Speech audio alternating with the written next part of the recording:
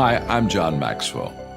When the top companies in the world are looking for trainers, speakers, and coaches, there's one name that stands above the rest, and that's Maxwell Leadership. Our certified team members have gotten proven results for companies all over the globe, and our reputation, I'm proud to say, is second to none. Some of our members have risen to the top of their profession, including the one you're going to meet today.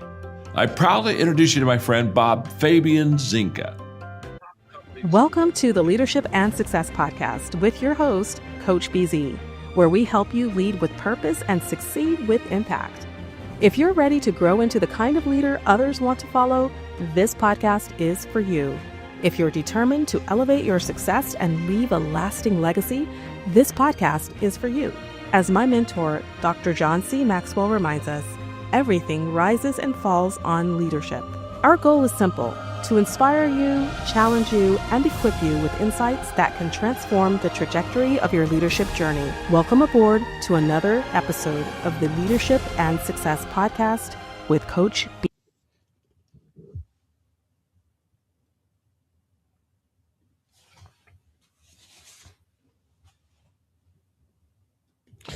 Hello, everyone. Welcome to the very last special edition of the Leadership and Success Podcast, Ancient Wisdom and Leadership Lesson from the Book of Proverbs. So we've done this for 31 days straight. Every day we've gone through a chapter of the Book of Proverbs. Today we're going to do Proverb chapter 31, which is the last chapter of the Book of Proverbs. So this is going to be quite an occasion. I'd like to get your feedback for those who've been following along. What is some of the greatest lessons you've learned throughout this special edition, and also the 7 lessons I will be sharing today on Proverbs 31. Which one are your top 3, or at least the top 3 to 5 insights? So before we get started, we do our moment of gratitude. We always want to take a moment to just be grateful every time we meet. And today, I think I am really grateful for the power of technology, right? I am here in Silicon Valley, and back in the days, in order for you to even speak to people within your town or your city, you had to get like on the radio or TV. But today, it doesn't matter. You can just use a little phone, and you can broadcast all around the world. It is really amazing, and I think it's definitely bringing us closer together. So I'm grateful for technology. So let me know where you are joining us from, what city, what state, and also what you are grateful for today. All right, so before we get started, I'm going to ask Ron Carpenter AI, which we interviewed for season 4. Right, I believe it was episode 15 last year. So Ron Carpenter AI is going to give us a breakdown for every single chapter from chapter 1 through chapter 31. And I'm going to come back right after that, and we're going to start with Proverbs chapter 31, which is going to be our final lesson for this journey we've been on. Again, not a religious study, but it's about ancient wisdom and leadership lesson from the book of Proverbs. Today, we're doing the last chapter, Proverbs chapter 31, the grand finale. So it's about, again, ancient wisdom and being mentored from a book written more than 2,000 years ago, but I believe those principles are still relevant today. All right, let's listen to Ron Carpenter AI for about 10 minutes, and I'll be right back. Hi, this is Pastor Ron Carpenter. How can I help? All right, listen closely. Proverbs chapter 1 is all about the beginning of wisdom, and that start is the fear of the Lord. It's about getting wisdom, getting instruction, the spirit of wisdom and revelation so you can see life clearly and make choices that don't mess you up. The whole thing points to the fact that wisdom isn't just a heart posture, a way of living that sets you apart. That's the big idea right there. Chapter 2 picks up from that foundation in chapter 1 and digs into why wisdom is like your best friend, your protector. It shows how wisdom saves you from the fools and the You see, it's about hearing God's voice early, before trouble hits, so you can live long, peaceful days. The fear of the Lord keeps you safe and gives you avoid all kinds of foolishness. That's the big deal there. All right, chapter 3 is like wisdom's personal invitation. It tells us to trust the Lord with all our heart and not our own understanding. Come on, that's powerful. When you do that, He'll make your path straight, guiding you through life with success and peace. It's about leaning in, not just knowing God's favor daily. That's a dang good life lesson right there.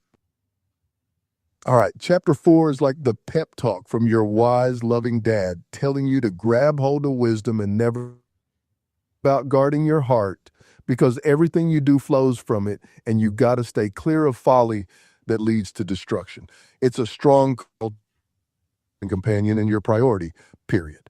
That's the heart of it. All right, chapter 5 is a warning about the dangers of temptation, especially the seductive traps that can wreck your life and your future. It's got about staying faithful and wise, not falling for foolish shortcuts or lies that seem sweet and bitter. The message is your eyes locked on what's righteous and don't let yourself get fooled. That's the big point right there. All right, Proverbs chapter 6 is packed with tough love. It warns about foolish promises, laziness, and how God hates those among brothers. But the star of the show is that little ant. Man, that ant shows us what diligence and foresight look like, working steady and preparing ahead. That's the kind of wisdom God wants us to get, practical, real, and hard-earned. All right, chapter 7 is like this desperate shout from wisdom warning you about getting caught up in temptation, especially that sneaky kind that looks good but wrecks. Wisdom screaming for you to wake up, guard your heart, and choose the right way before it's too late. That's the big idea right there. Third is wisdom personified like a woman calling out in the streets, inviting folks to live life the right way. It's about how wisdom was with God before creation, showing wisdom is divine order and foundation for everything. The big idea, listen to wisdom's call and you'll walk in safety and honor. Chapter 9, I'm knocking on the door, y'all. It's calling us to come on in, choose life, and leave the life of fools behind. Wisdom of blessing and safety if we listen. It's an invitation, plain and simple. All right now, chapter 10 is like a packed toolbox of wisdom, short, punchy saying. Wise choices make life better and foolish ones mess it up. It covers everything from how your words can heal or hurt to hard work versus lazy and integrity. Bottom line, every choice matters, and your life reflects what you plant with your decisions. Chapter 11 is all about the contrast between righteousness and wickedness showing up in blessings and consequences. It's like a mirror. You can see how being honest and while deceit and pride lead to trouble. That's the heart of it.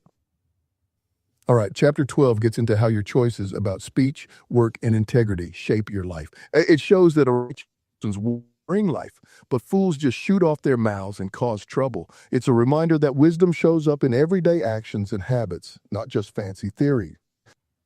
All right, chapter 13 is discipline bring life and blessings, while foolishness brings destruction.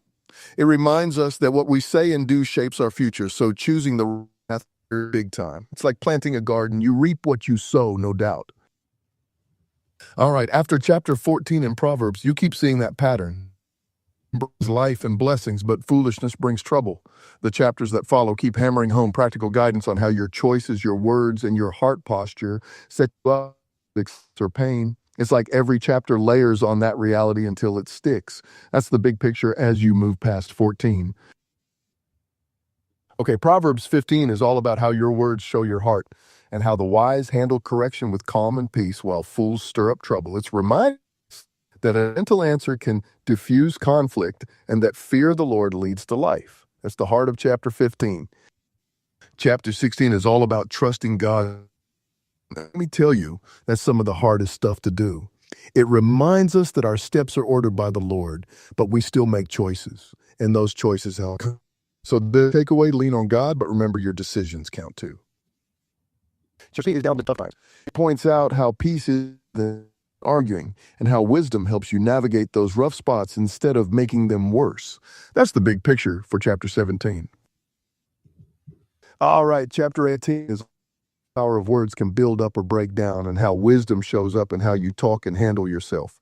It reminds us that offense can be like a strong city wall. Hard to mend relationships once that hurt sets in. So watch your tongue and guard your heart. That's the big picture. All right, chapter 19 spots the difference between wise and foolish, especially around honesty and patience. It shows how good choices build a strong, steady life and bad ones bring hardship. That balance between cause and effect is the real takeaway. Chapter 20 brings us back to the impact of words and actions, how a wise person builds life with careful speech and good work, stir chaos with their mouth and laziness. It's really about everyday choices shaping your future, no matter how small they seem. That's how it hits. Our puts the spotlight on the heart and how what's inside drives every action.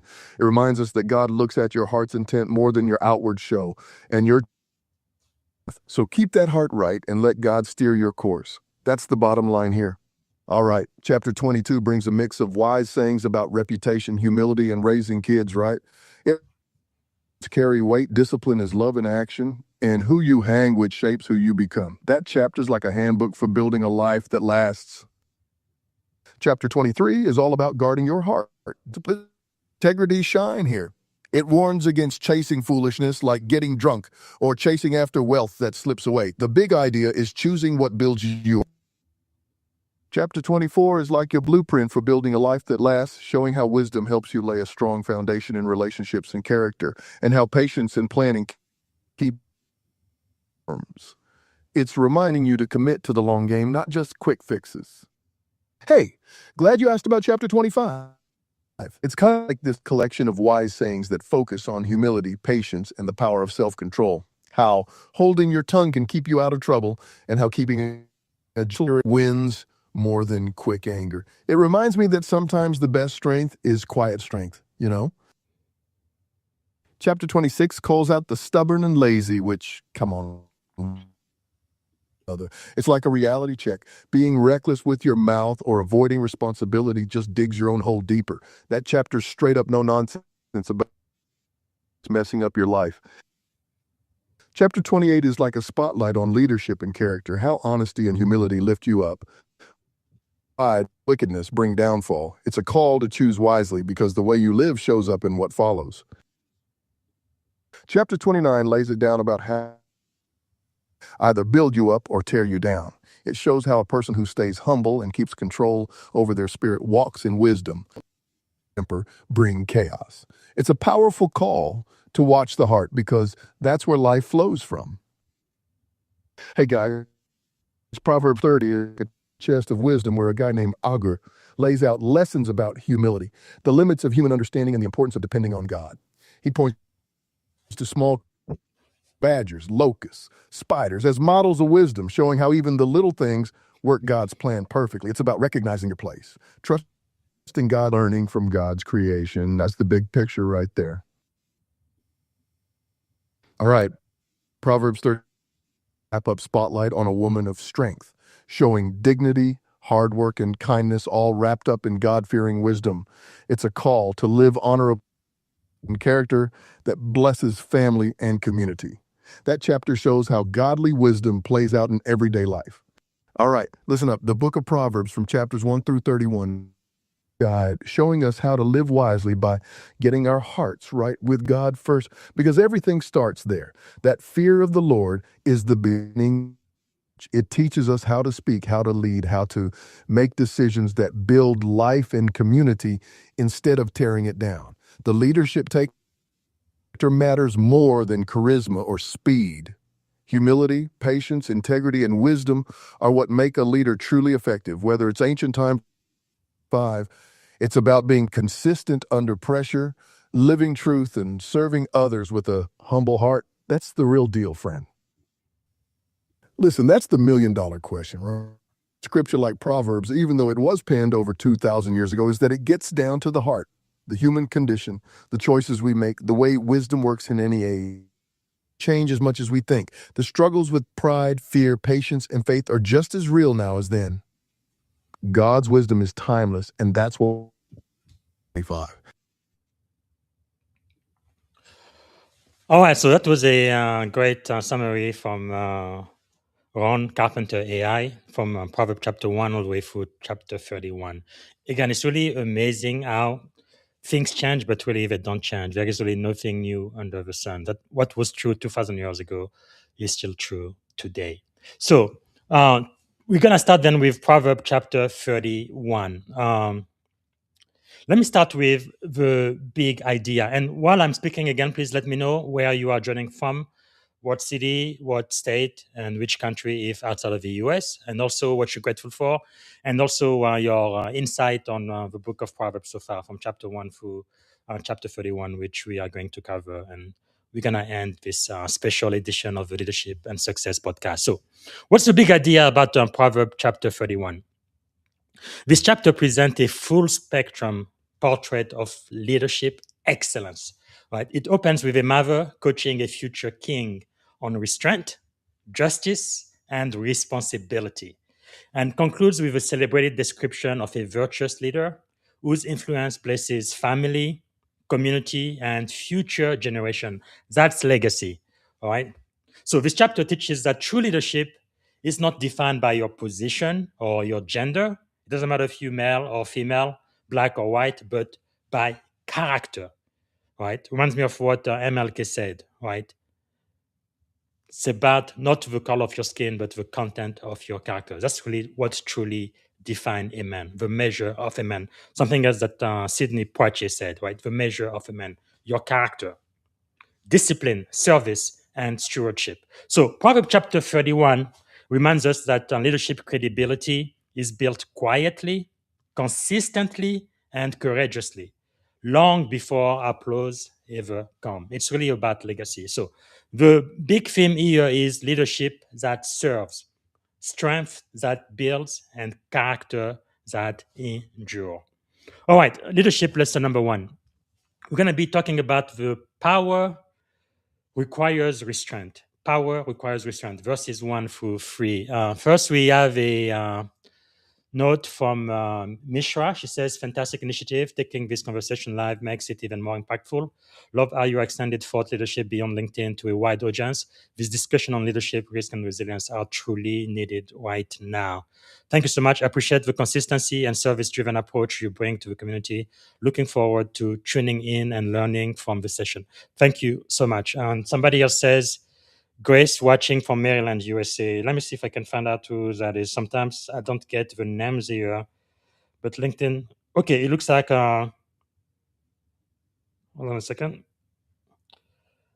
That's okay. I'm trying to see on my phone. Let me put it by most recent. Okay, it looks like Grace. Grace is one saying. Okay, she's Grace. She's watching from Maryland. Thank you so much, Grace, and thank you for coming back. Again, this is the grand finale for this entire special edition. I'd like to hear from you what you've learned so far, or some of the insights you've had throughout this special edition of the podcast. So, we're going to start with leadership lesson number 1 for Proverbs chapter 31. So again, power requires restraint. Okay, just because you are strong doesn't mean that you have to be boastful or show your strength. Actually, because you are strong, you are not going to use your strength. You're going to show restraint. That's really what makes you very, very strong. We said that a couple of lessons ago when we talked about the lion, right? In Africa, we say the lion is the king of the jungle. But the lion doesn't go around just roaring, oh, I am powerful, I am the lion, be afraid. No, the lion just knows who he is and he just walks in that way. All right. And it looks like we're going to have a very special guest here in about 15 minutes or so. And I'm very, very excited about that. So let's listen to verses 1, 2, and 3. Again, power requires restraint. Just because you are powerful doesn't mean that you need to use that power. All right. Let's listen to that.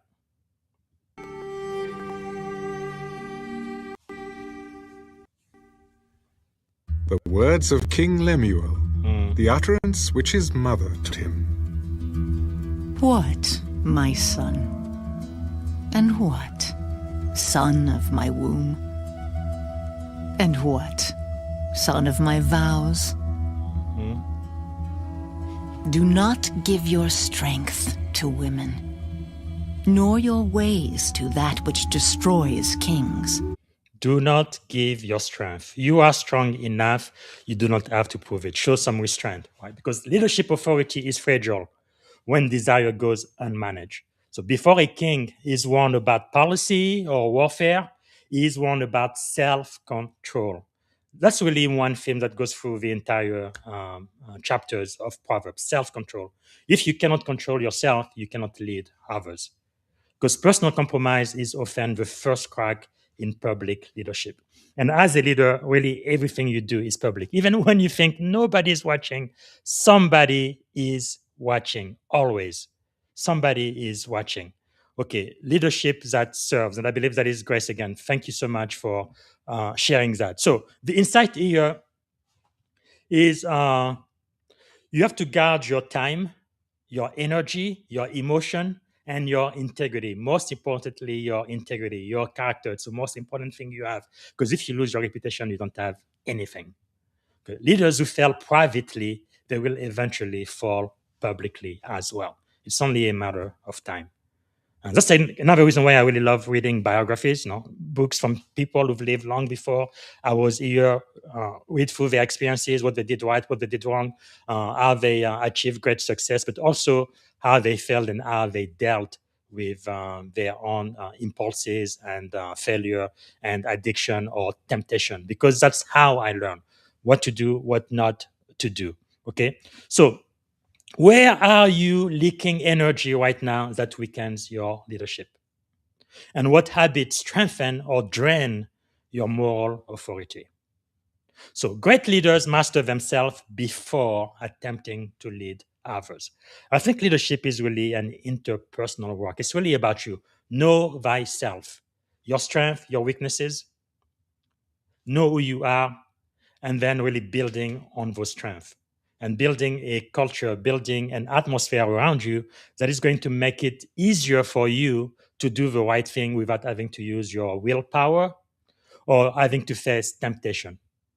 It's really something that you can do. Earlier, I mentioned, for example, one point I'm trying to lose weight, but I have maybe junk food around the house. Well, one thing I need to do is clean up my cupboard, right? Get rid of any food I shouldn't be eating. This way, when I get hungry, I don't have a choice but eat something that is healthy. That's me mastering my environment, right?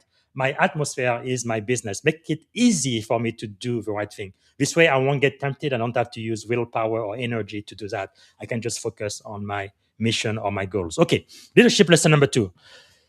Clarity must precede authority. So we're going to read verses 4 and 5. Clarity must precede authority. It is not for kings, O Lemuel. It is not for kings to drink wine, nor for princes intoxicating drink, lest they drink and forget the law, and pervert the justice of all the afflicted. Clarity. Clarity must precede authority. Decision-making demands clarity. Leaders who dull their discernment through excesses, whether it's wine, food, or whatever it might be, distractions, or escapism, they endanger those they serve. So how do we apply this? You have to protect your mental sharpness. Avoid anything that compromises your judgment when others depend on you. That's what leadership is all about. You take care of you so you can take care of everybody else.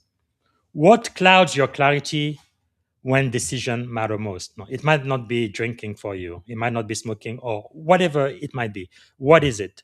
You need to work on that because you have to be a better person. Really, in leadership, in my opinion, you don't really compete against everybody else. You compete against yourself, the person in the mirror. You compete against the person you were yesterday, trying to get better 1% every day.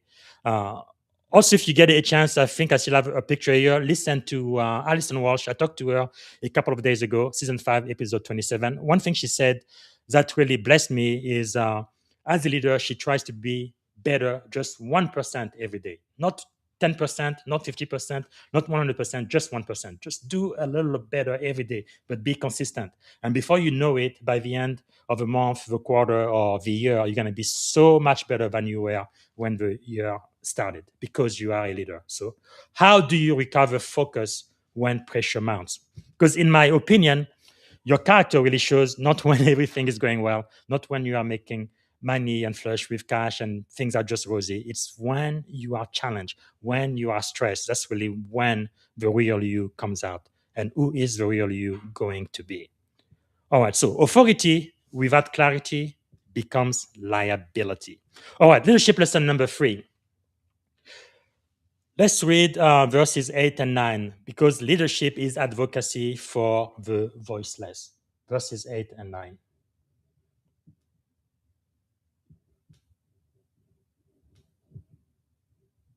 Open your mouth for the speechless, in the cause of all who are appointed to die.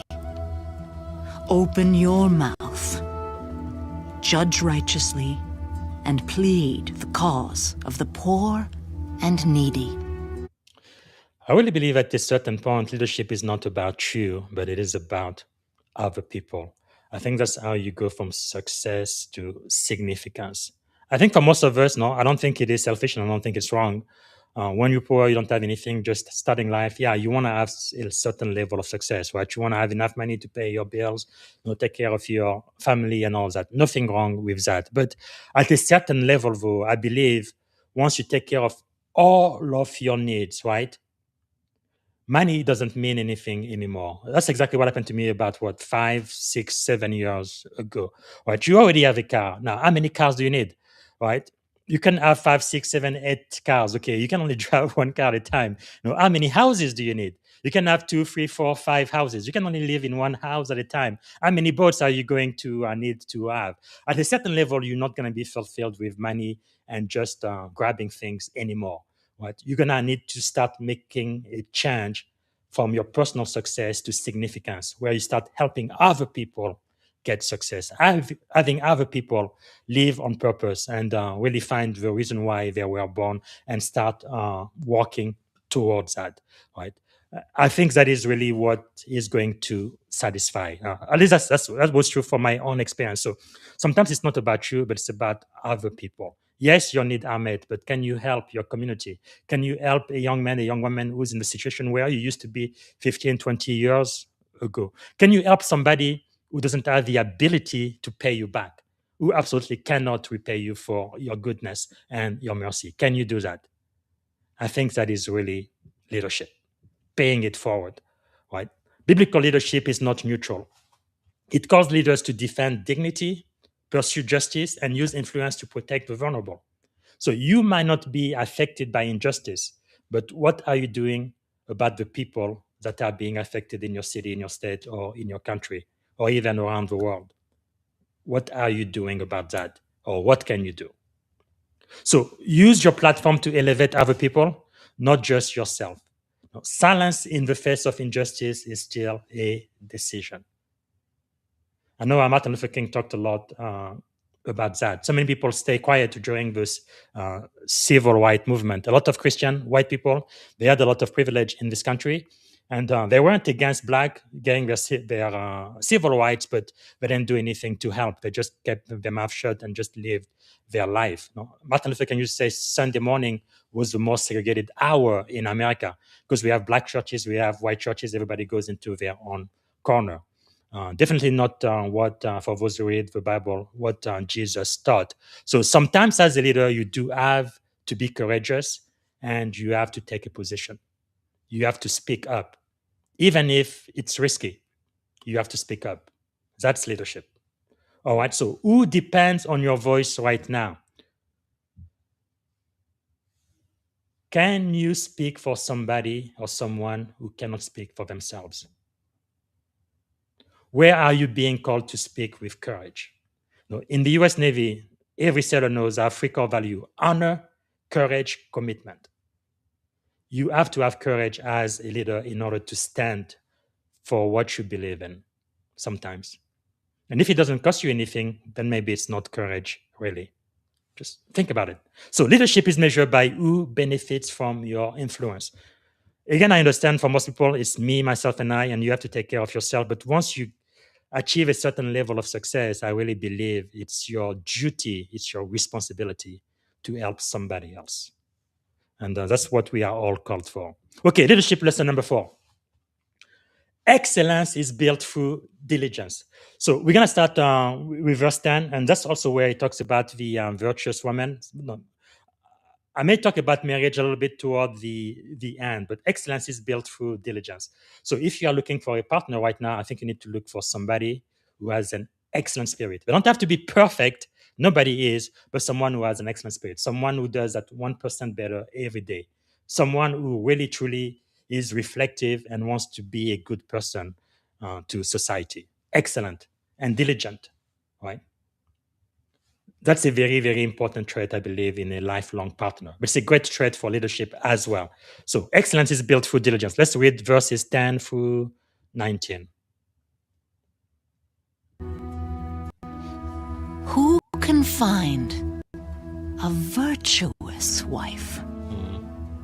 For her worth is far above rubies.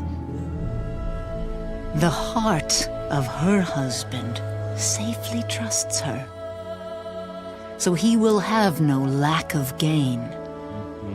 She does him good and not evil all the days of her life. She seeks wool and flax and willingly works with her hands. She is like the merchant ships. She brings her food from afar. She also rises while it is yet night and provides food for her household and a portion for her maidservants. She considers a field and buys it. From her profits, she plants a vineyard. She girds herself with strength and strengthens her arms. She perceives that her merchandise is good, and her lamp does not go out by night. She stretches out her hands to the distaff, and her hand holds the spindle. Wow, you see diligence. Again, this is great for a spouse, man or woman, but also for a leader in general. Excellence is built through diligence.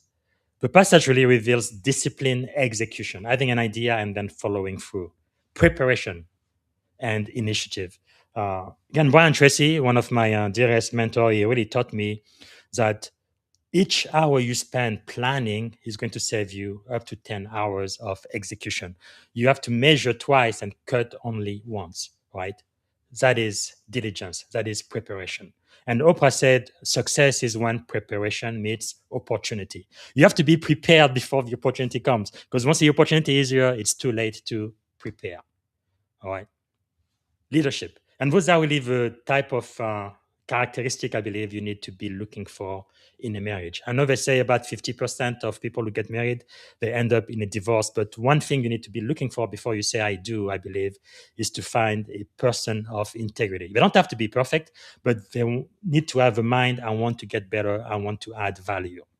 I think that is so critical. And it has to be cultivated daily. All right.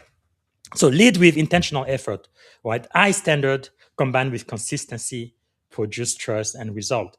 Another one of my mentor, Darren Hardy, and I highly recommend this number one New York Times bestselling book, The Compound Effect. Jumpstart your income, your life, and your success. Darren Hardy talks about the difference between those who are successful and those who are not. Really, as human beings, we are all the same. But the big difference is successful people do what they need to do when they need to do it, whether they feel like it or not. Because people are not so successful, they know what they need to do, they know when they need to do it, but they should say, I am lazy. Oh, I do it tomorrow. Oh, I do it another time. But successful people, even though they are lazy too, even though they don't want to do it, they're going to force themselves to do it, whether they feel like it or not. Execution, diligence, so important. Okay, so what routine reinforces excellence in your leadership? During my podcast, when I interview a lot of illustrious leaders, toward the end, I ask them, what is a leadership discipline that you cannot stop, that you will never compromise on? So important. Because in life, if you want to be a great leader, you do have to be consistent. So where could discipline replace chaos? Because sustainable leadership is built through daily faithfulness, not burst of intensity. Right? Because again, if you want to lose weight, it's not like, okay, I'm not going to eat junk food for this one day. Oh, I'm good. No. You have to do it day after day after day after day after day. You have to do it consistently for a long time. That's when you start having results. But the problem with most people is when they get to the point where they're about to get great results, they just give up. Now, same thing with working out, right? You work out every day, good, you're making progress, and then all of a sudden you are tired. Most people, they no, New Year's resolution, they want to lose weight, they want to get in the gym and get fit. They maybe start for the first week, the second week, and by the third week, 90% of people, they completely abandon their resolution. They give up. Just at the point where they're starting to see the result of their workout, they give up. Consistency, sustainable leadership, that is very important. It's really about your character. All right, leadership lesson number 5. Vision, expand, impact. Again, if we're talking about marriage, you want to marry a person, a man and a woman of vision, right? For example, in my own experience, I wasn't wealthy when we first got married, 24 years ago, almost 25 years ago, but I had that potential. I had vision, and I believe my wife did see that. And that's another reason why I know for sure that Dimitria Brown-Zinga doesn't love me for my money, because I didn't have any money when we met. She loves me for who I am. And that's really the best place anybody can be. So I don't have to worry about that part of my life anymore. Now I can focus on my mission, on my work, my career, and my purpose. It's really liberating. But you need to marry somebody who has vision, because that's where impact comes from. Vision, expand, impact. And if you're going to follow a leader, you need to follow a leader who has vision. So let's read verses 20 through 24. Vision and impact. She extends her hand to the poor. Yes, she reaches out her hands to the needy. She is not afraid of snow for her household, for all her household is clothed with scarlet. She makes tapestry for herself. Her clothing is fine linen and purple. Her husband is known in the gates when he sits among the elders of the land. She makes linen garments and sells them and supplies sashes for the merchants. Wow. A virtuous woman. Again, she's not perfect, but she is excellent. She has the spirit of excellency. She has vision. Leadership with vision, because vision expands impact. Effective leaders balance compassion with enterprise. They see beyond today and build systems that multiply impact. Another thing that Brian Tracy taught me was that long-term perspective. People who are extremely successful, they don't just think about today and now. They're not like microwave people. They think about long-term. What am I going to achieve? Not today, but in 1 year, 2 years, 5 years, 10 years, 15 years from now. So the decisions I am making today are going to impact what I'm going to accomplish many, many, many years down the line. Long-term perspective. If your perspective is just for this second, for this minute, for today, you are not going to go very far. But if you have a long-term plan and the decision that you make, whether you say yes or no to an opportunity is based on what you are trying to accomplish 5 years, 10 years, 15 years from now, you are going to go very, very, very far. That is so powerful. Again, I'm not saying this to impress you, but to impress this upon you, because throughout my life, I've seen this occur over and over again, right? When I started in the IT field back in 1997, right, more than 28 years ago, I was a computer technician assistant, right? Entry-level position, making minimum wage. Back then, I think it was $4.25, I think, an hour. When I started working full-time, I was making no more than $15,000, $17,000 for an entire year. But it's where I needed to start. But that's not where I wanted to stay for the rest of my life. I knew I had a great vision. One day, I will be at the very, very top of my field. Now, it took a very, very long time for me to go from being a computer technician to eventually being an IT executive, and of all places in Silicon Valley. It took a very, very, very long time, but I had that in my mind. That was my vision. That's where I'm going to end. I may be here today, that's okay, but I am going somewhere. So the decision I am making, what I'm going to do with my free time, when I'm going to study, what I'm going to learn, certification I'm going to go for, going back to school to get a MBA, to get a Master of Science, all of those things is because I had an idea of where I wanted to go, and those things would help me get there. Okay? Vision. Long-term perspective. Same thing in the military. I joined the military after 9/11, 2004. Because I wasn't a US citizen, I couldn't be an officer even though I had a degree. And then even though I was a manager, they could have put me as an E4, PD officer, third class, where at least you have some positional authority. But even that I couldn't do because I was not a US citizen. I couldn't earn a security clearance at the time. So I couldn't even have a secret clearance. So I had absolutely no clearance. So the only way for me to get into the Navy was to start at the very, very bottom, E1, seaman recruit. So that's where I started. Now, I wasn't going to stay there for the rest of my life, but that's where I had to start. So when I went to boot camp the following year, 2005, during that summer, I made up my mind I will even become a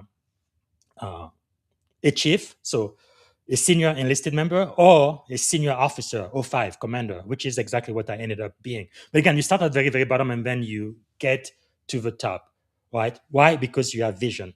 You have that long-term perspective. So what do I need to do in order to become eligible to become a petty officer third class? So I have at least a secret clearance. You have to be a US citizen. So I went through the process. I became a US citizen. So then I took the exam. I went from seaman to IT3, right? So I'm making progress. And then once I became a US citizen, they told me I couldn't be an officer and I couldn't have a clearance because I was not a citizen of the United States. Now I am a citizen of the United States. So I went back to the recruiter. What do I need to do in order to become an officer? Then I went through the process. It took about a year and a half. You have to be patient. But then I became an ensign in the US Navy, right, in the information professional community. And then it took me another, 15 years or so, and I eventually became a commander. Today, I am Commander Bob Fabian Zinga in the most powerful Navy in the world. Again, I am not saying all of this to impress you, but to impress upon you the importance of that leadership principle, long-term perspective, making decisions today that are going to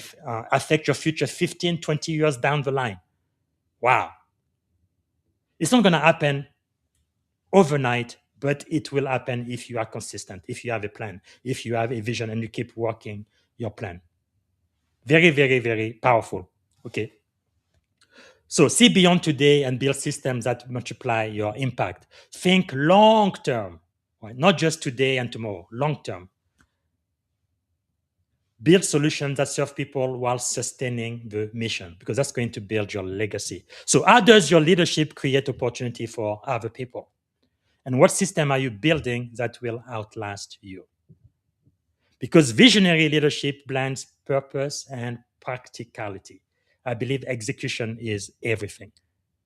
And I think the way you are able to manage your time, your resources, your energy is to say no to anything that comes to you that is not aligned with your plan, with your goals, with your purpose. If it's aligned with it, that's what you do. If it's not, it may be good, but that's just not for you. That's for somebody else. So you really have to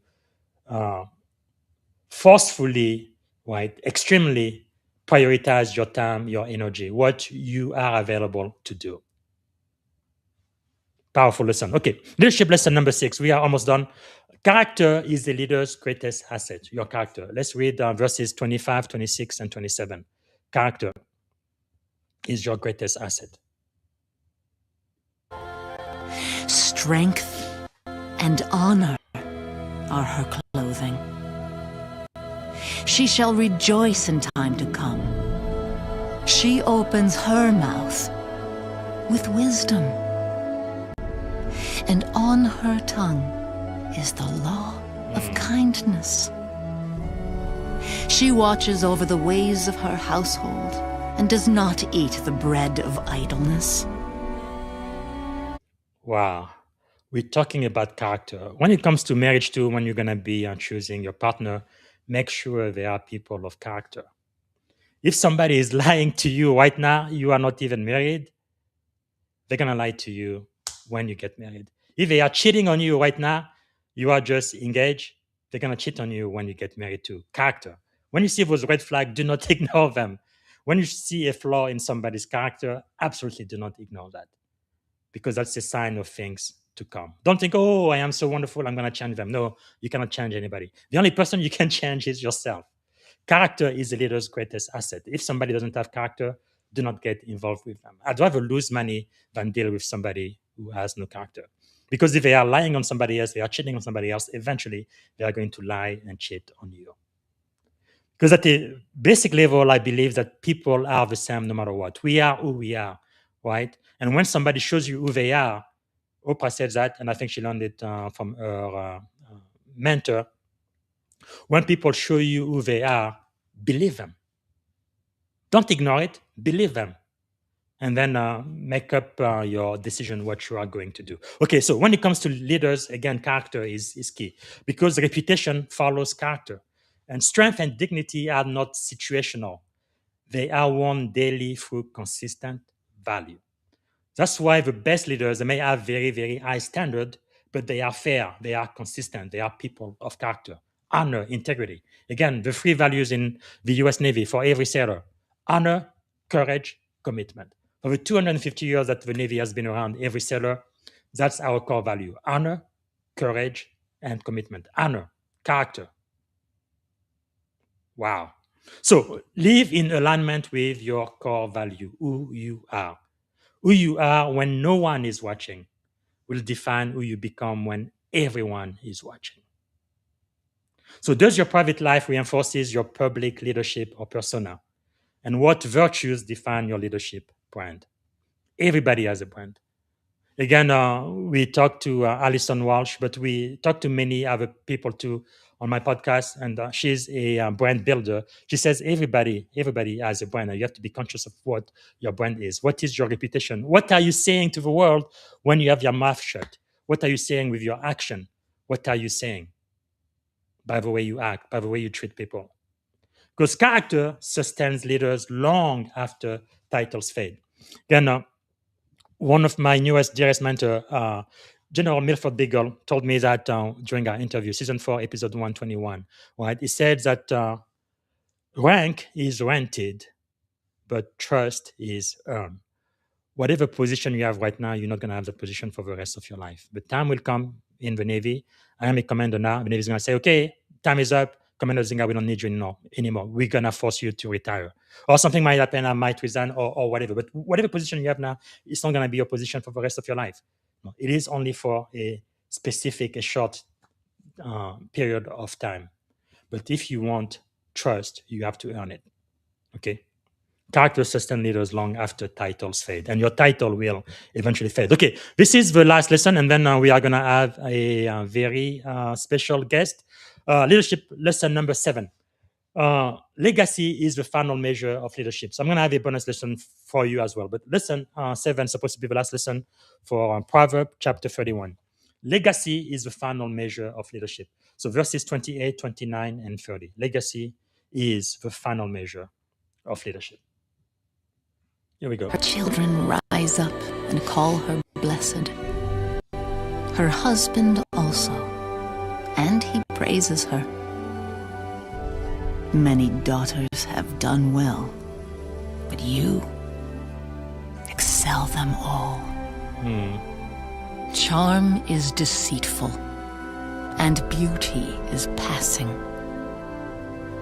But a woman who fears the Lord, she shall be praised. Give her of the fruit of her hands, and let her own works praise her in the gates. Wow, let her own work praise her in the gate. You don't have to say anything. Your work will speak for you. What do people say when you are not in the room? Legacy is the final measure of leadership. Legacy is not self-proclaimed. It is conferred by those impacted by your leadership. Just like humility, right? Technically, the moment you say you are humble, you are no longer humble, right? Shut your big mouth and let your work speak for itself. Let your reputation precede you. That's legacy. That's leadership. It is conferred by those impacted by your leadership, the people that you influence, the people who want to follow you, not because of your title, but because of who you are, because they like you, because they want to follow you. That's leadership. Result matter, but relationship reveal the truth. So how do we apply this? Lead in ways that those closest to you are proud of, and let your work speak louder than your words. This is another thing. The way I define success today, there are many ways of defining it. When I was much younger, maybe it was like going after getting a good position, having diploma, certification, education, and all of that. But at a certain level, the way I define success now, and it's been very much impacted by my primary mentor, Dr. John C. Maxwell, it's really the way the people closest to me feel about me. That's really success. I don't really care what the world out there says. When I look in the eyes of my wife, if she can look at me and she's proud of me as a man, regardless of what's happening out there, then I am successful. Those closest to me, how are they impacted by what I do, by the person I become? That is true success. Because I can have everything else in the world, but if I don't have that with my wife, with my children, people who know me best and love me the most, then it's completely a use of time, a big, big waste of time. So that is really what success means to me today. I think the people closest to me be prouder than everybody else about the person I am becoming. All right, so we are going to have a very, very special guest in just a couple of minutes. So if your leadership ended today, what would remain? And who is better because you led them? Leadership success is measured in life change, not applause received. It's the impact you are having on people. Now, we're going to have our bonus leadership lesson right now. So we're going to talk about, again, marriage, relationship, because I think that is important, right? By the grace of God, I've been married 24 years now, and we're going to celebrate our 25th anniversary this year in July. I can't hardly wait. It's been, a quarter of a century that I've been married now. That is really, truly a blessing, especially for people who are in the military. So I think the right partner will multiply your leadership. Let's go back to verse 10. That's probably one of the most important verses, I think, in Proverbs chapter 31. Again, this is my bonus lesson. This is the last time I'm going to be talking about the book of Proverbs, so I may as well share that. Let's go back to verse 10. I read Who it earlier. can find a virtuous wife? For her worth is far above rubies. Her worth is far above rubies. I hope you don't get married for money. I hope you get married for love. And I hope you get married with a person who's virtuous, a person of character, a person who has a vision. That's really my hope. And that's the type of person I was looking for. Because verse 10 really opens up with a virtuous woman with a question. Not because such a partner is impossible to find, but because their value is immeasurable. I'd rather be poor and be with my Demetria than have all of the money in the world and be with a person who is not moving in the direction my life is moving.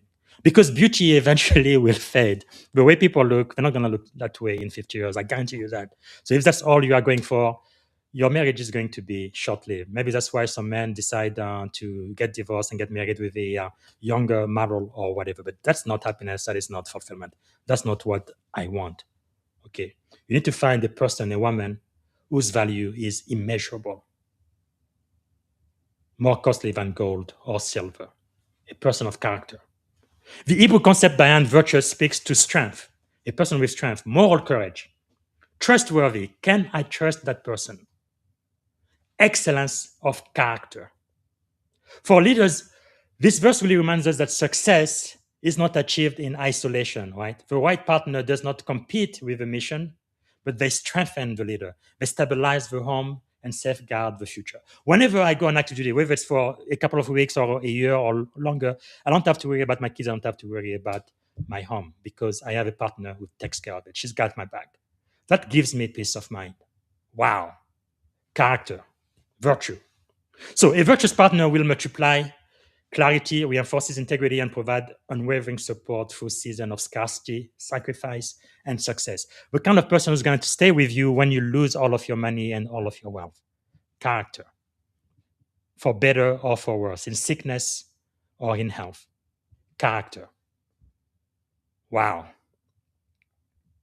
Okay, I'm not going to get him emotional or cry, but what I'm going to say is many leadership failures are not rooted in lack of talent. It's not about the talent. Because your talent can open doors for you, but I believe your character is going to keep you there. But in misalignment at home. Are you the happiest when you are home? Are you the happiest when you are with the people who love you the most? So choose a life partner with the same intentionality you choose your values. Because I believe, and I always knew a life partner would either make me or break me. No, they usually say behind every successful man there is a strong woman, and I believe that is so true. That partner you have for life will either make you or break you. So look beyond appearances, status, or convenience, but seek character, faithfulness, resilience, shared purpose, shared value. The right partner will speak truth when it's uncomfortable, stand firm when pressure rises, and celebrate your calling without losing their own identity. So, does your closest relationship strengthen or strain your leadership? And if you've seen so many red flags with whatever person you are with right now, why are you still with them? Another thing one of my mentors said, I thought it was kind of funny, but it's quite insightful. Dr. Mike Murdoch says, if you are a woman and your husband beats you, if you stay with them, then you qualify for your next beating. Something like that. But basically, when people show you who they truly are, you absolutely have to trust them. And hopefully, you know who they are at their core before you say I do, before you get married, especially before you start having children, because that really complicates things exponentially. So, does your closest relationship strengthen or strain your leadership?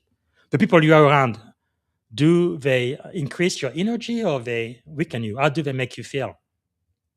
Do you feel energized and strong and happy and loved and accepted? Or do you feel completely drained when you are around them? Maybe that's a sign that you shouldn't be around those people anymore. Because you choose who your friends are, you choose who your closest relationships are.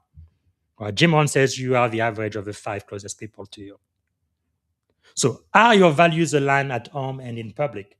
And what character traits matter most in a lifelong partner? And do you embody them yourself? A leader's greatest asset may not be their strategy, their title, or their network, or their net worth, but the partner who walks beside them with integrity, with wisdom, and unwavering commitment.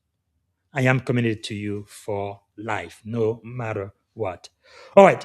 That's what I have. I'm going to have a very, very special guest for you. Before I bring her in, I want to get the advice I received again from my mentor, General Milford Beagle, about his marriage. He's been married more than 34 years now. That's a long time. Like I said, we are been married almost 35 years. And I also brought in a marriage coach to the Leadership and Success podcast. That was Dr. Lee Bockham, PhD, architect of thriving relationship.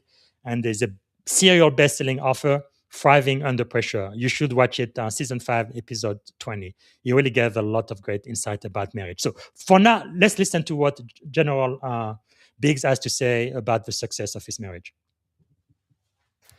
Thank you, sir. So we are about to land this plan. Before I ask you the last set of questions, is there a question I should have asked you, sir, that I didn't get to ask? Any question you wanted to answer on this podcast? No, you have a lot. You've asked a lot. We've covered a lot of ground. Right Yes, now, I can't think of a single thing that I don't think you did ask. But you did. You know what? You did it in the green room, and it was about marriage. And yes. My wife, my lovely bride, and I Yes, married yes, 34 years. And 34 you asked me a question Yes. then, and you said, "What's the secret?" And I don't. Everybody has their own secret.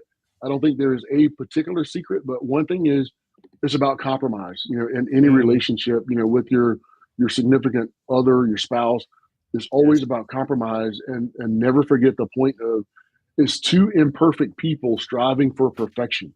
And to this day, my wife, she'll look at me and say, "Well, you know I'm bossy. You knew that when you married me." And Yes. it's a problem. I mean, you know, but it's 2 imperfect people striving for perfection. So I think 34 Wow. years and hopefully another 34 plus more, we're going to continue to strive for that perfection. And that's what's kept us together. Well, that is really wonderful, especially in the military, because I don't know how many special occasions I've missed because I was called out on active duty. But having the same spouse after 30 plus years of active service, I mean, that's really a miracle, because the truth is, after you get all of the accolade, all of the stars, and you are done with your career, and it is time for you to go back home, right? If you don't have a home to go back to, I really don't think that you are successful. Going back to your definition of success, sir, regardless of whatever. All right, so please, if you when you get time, watch that episode, season 5. season 4, episode 121. That was last year. So now I'm going to bring you a very special guest. Before I do, let me read a poem I actually wrote yesterday. And I'm going to try not to get emotional here, but I told my life partner, when first we pledge our vows, my pockets bare, you saw not lack, but promise yet unseen. Through nights unsure and burdens we would share, you stood, my truth, my strength, my calm between. Through thick and thin, when storms would test our way, you were the rock that held our world in place. For Zoe's dream and Naomi's brightened day, you built a home with love, resolve, and grace. Phenomenal woman, faithful, kind, and true. Your beauty shines from death, no time can dim. Compassion lives in all you say and do, a constant light. When days go hard or grim, we've gone through that. I know this truth. As sure as stars above, my life is hope because you chose my love. All right, ladies and gentlemen, for the first time, the Leadership and Success Podcast, please help welcome my love, my rock, my partner, the one and only Dimitra Brown Zinga. All right, Dimitra, thank you for being here. What do you have to say? Oh my goodness. I can't believe I'm here finally. Thank you for the beautiful poem again. That was lovely. So don't start me crying. Crying too much. No, but thank you for having me on. And yeah, I've been enjoying the last hour or so of all your leadership concepts, and it's been really good. I love everything you've been talking about clarity and authority and helping other people find their purpose as you're finding yours. So, like, lots of good stuff here, good nuggets, and I'm really proud of you. Thank you. Thank you. Well, thank you for helping me remain grounded. And yeah, I couldn't do life without you. Like I've told you many times before, if you ever decide to leave me, we're going to leave me together because it's impossible for me to stay alive without your love. So thank you for everything. All right. I know we don't want to keep you long. Anything else you want to share with the audience before you say goodbye? No, I'm just like really happy to be here and my first time on your show. Um, yeah, keep doing what you're doing. It's lots of great stuff here. Lots of nuggets to like feed on. This is not something that you can just kind of pop in and then leave. Like it actually, you take it with you. Mhm. So good teaching. Keep doing it. I've seen your integrity. I've seen a lot of the things you talked about today, like growth and diligence. This is what you do. Like you practice everything that you're talking about here. You get up every morning. You do this religiously every single day without fail, and it's just a testament to if you put your mind to it, you know, you can do it. And you've encouraged me to be, confident in doing what I'm doing. So Thank you. Maybe for those who are watching who might be in a relationship thinking about marriage, what's your advice for them about finding the right partner for life? Now, as you know, 50% of marriages end up in a divorce in this country. And when we got married, no, it's not really interracial, although some people thought it was, but me from Africa, you from the US, two different country, different culture coming together. Again, we've been married for almost 25 years. That's a long, long time. What would you encourage to the people looking forward to maybe finding a lifetime yeah, partner? practice discernment, and that just means have your spidey senses up if need, and just really be intuitive, be in tune with what your gut check is telling you. That's Mhm. really important.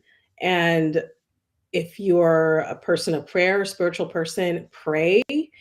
Make sure that you kind of get that green light before you move forward, because beyond all the flutteries and all of the butterflies, there is the work of marriage, and Yes. that is a long term commitment.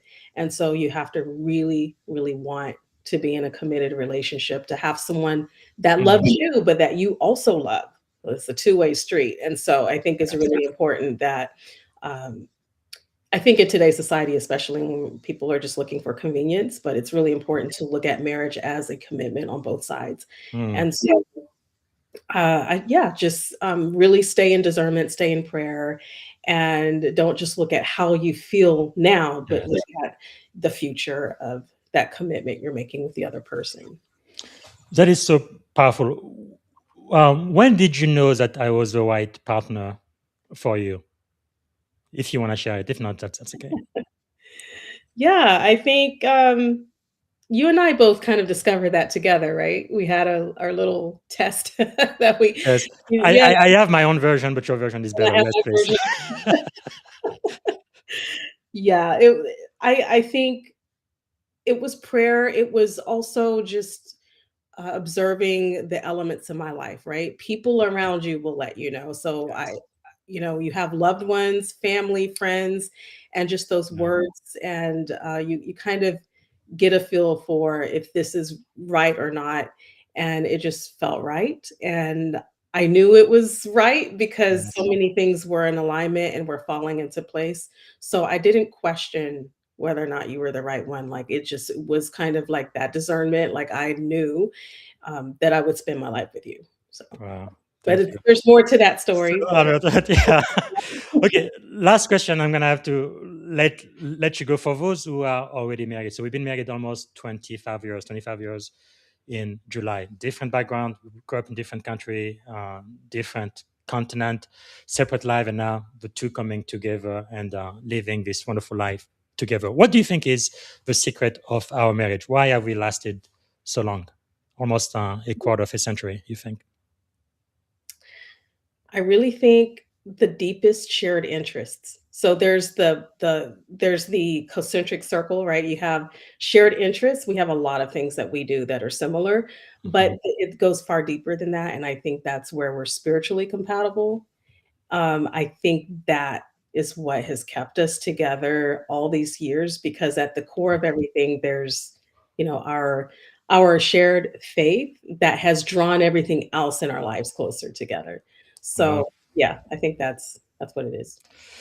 What a great honor to have you for the very first time. I've been trying to get you on this platform for a long, long time. So, my love, and I am so, so proud to be your husband. So, Oh, I am thank Dimitria's husband, everyone. And thank you, love you, you. Love and you. see you soon. Bye. Bye. All right. So hopefully this was a great bonus for you. Didn't quite plan this, but I think it is quite important. So I'm hoping this adds value to you. And again, this lesson you can listen to them over and over again. Today's lesson will be uploaded on all of the major podcast platform probably by the end of today. So after today, you're gonna have access to lesson 1 through lesson 31, the Book of Proverbs. Each one has 7 lessons, except for 2. This one has a bonus 8 lesson, but there was also another one where I had 2 bonus lesson as well. Again, I'm hoping to add value to you. So to close down this chapter, Proverbs chapter 31. So this chapter really closes the book of wisdom by reminding us that leadership is not a role, right? It's not a role you play. It is a responsibility lived out daily. Another one that I interviewed, Billy Jones, global CIO, it taught us that leadership is responsibility, something you have to do whether you feel like it or not. It's your responsibility every single day, consistency, right? It calls leaders to restraint, to justice, to diligence, to compassion, to strength, and enduring character. That's really the foundation it's all based on. The final chapter of Proverbs does not end with power, but with praise earned through faithful service. I think you will be great by serving others. That's where I believe the source of greatness is. You are great not because people praise you, but it's because you serve people.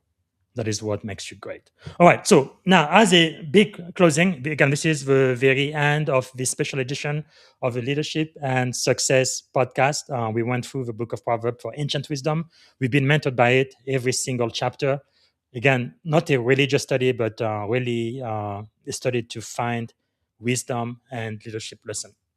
So this Book of Proverbs closes not with a command or a conquest or a crown, but with character.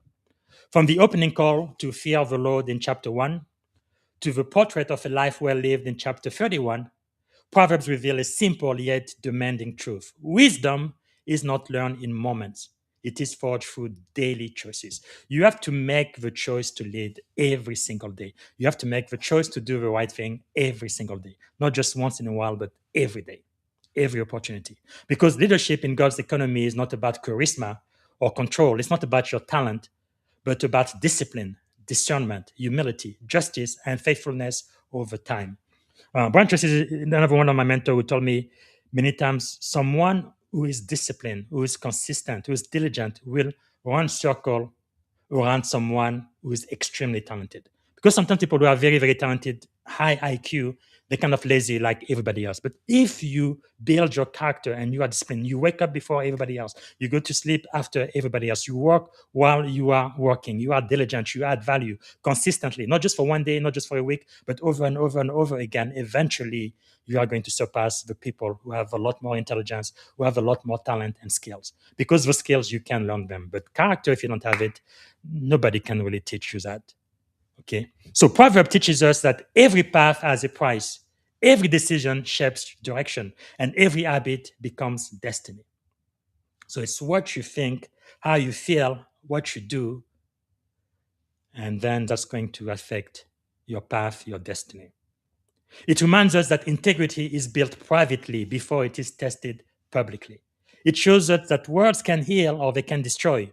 Pride isolates, humility invites counsel. And self-governance is the foundation of governing others. You have to govern yourself first. You have to lead with humility. That's the number one lesson I learned when I was really blessed and privileged to be the commanding officer for the Global Network Operations Security Center for the entire U.S. Navy in Suffolk, Virginia. What a privilege that was. And I had to lead not with pride, boastfulness, but with humility. Across its 31 chapters, Proverbs mentors leaders in the ordinary moments where legacies are quietly formed. How we listen, how we speak, work, love, manage anger, steward resources, choose friends, honor commitment, and work with God. Wisdom, we learn, is not theoretical, but it is practical. Righteousness lived out in real relationships and real responsibility. Again, in the Navy, I learned about leadership. It's about confidence, it's about competence, but it's also about connection, the three C's of leadership. And in its final chapter, Proverbs leaves us with a vision, not of perfection, nobody is perfect, but of faithfulness, of excellence, of diligence. A life marked by diligence, compassion, strength, restraint, justice, and reverence for God and man. A reminder that the highest form of leadership is service, and the truest measure of success is the good we leave behind in others. Long after you are gone, that is going to be your legacy, the effect you had on people. Proverb does not promise an easy road, but it charts a trustworthy one. So it's not easy, but it is simple, though. It's not easy, but it is simple. And you just have to put it into practice every day, every day. And you're not always going to be successful. We are human. To err is human. You're going to make mistakes. But when you fall, you get back up again. And you keep walking your walk. Anything that's aligned with where you are going with your vision, that's what you do. And if it's not aligned, that's none of your business. You want to keep your focus. Because if you are focused again, you're going to do a lot more than someone who has a lot of talent but who is distracted. You're going to run circles around them. Keep focus. Lead. Lead yourself first. Govern yourself, and then you're going to be able to lead others well. Okay, so for those willing to walk it daily, wisdom becomes not just guidance for leadership, but a companion for life. All right, I hope this special edition of the Leadership and Success Podcast has blessed you. That's everything I wanted to share with you. Again, let me know in the chat what you got out of it. Your 3 to 5 highlight from Proverbs chapter 31, and then also for the entire book of Proverbs. The replay will be immediately available on LinkedIn and on YouTube, and it should be available on all of the major podcast platforms by the end of today. Thanks again for trusting me to teach you what I know, what I've lived, and share with you from the book of Proverbs. Again, this was not religious, but about leadership lessons and ancient wisdom, how we can still apply those same lessons today, and I believe live our life with impact. Okay, this is it. Thank you so much for being with us today, and I'll see you tomorrow. Bye for now.